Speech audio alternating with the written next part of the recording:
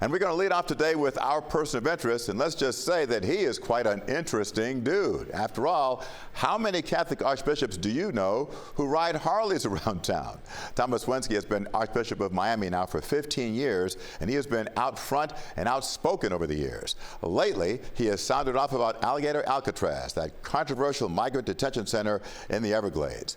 I sat down with Wenski recently to get his take on the immigration issue and how it sits with his faith. Why do you think it's important that the church is allowed to conduct Mass there at Alligator Alcatraz? Well, it's part of our mission, because these are people who have the rug pulled out from underneath them. They were working, living with their families, and all of a sudden taken into custody by some agency, either the state or the federal government, and landed up in Alligator Alcatraz.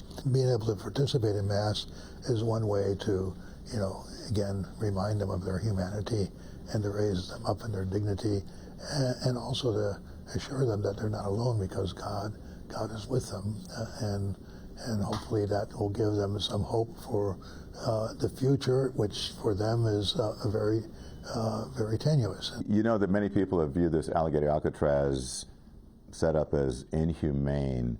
What's your view on that? When they first had that photo op with the governor and the president and Homeland Security, they kind of made fun of the choice of the name was, it was as I said in a column that I put out, you don't make fun or you don't take pleasure in the pain of other people, and because that seems designed to dehumanize those people. What would Jesus say about this?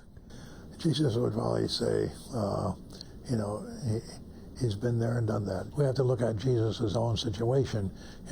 He's the Son of God who migrated from heaven to earth and became a man just like us. So Jesus is kind of the proto-migrant, but at the same time, he was also a refugee.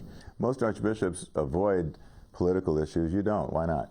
I try to say that if I get into politics, it's politics with a capital P and not with a small p.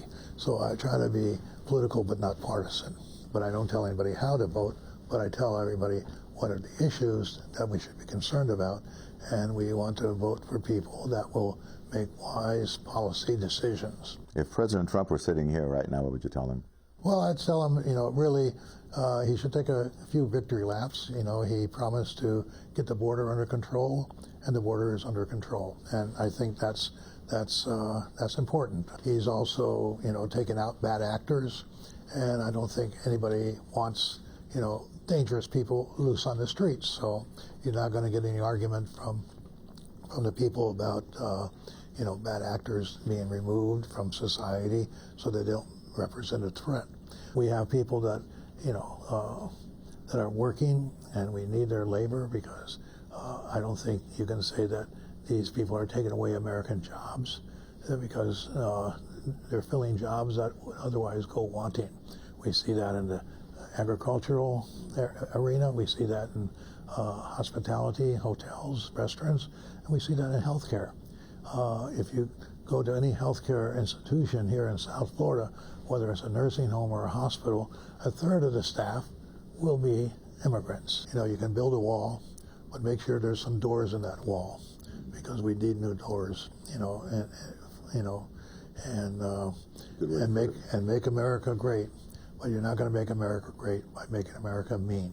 Many people seem to have lost hope right now, Archbishop. What would you say to those people to give them hope? I think we have to reintroduce ourselves to God, and if we do that, then we will discover that there is a future of hope. I think we should always have hope, and hope is a virtue, and and as a Christian, our hope is in the Lord, and He is the one hope that will never disappoint.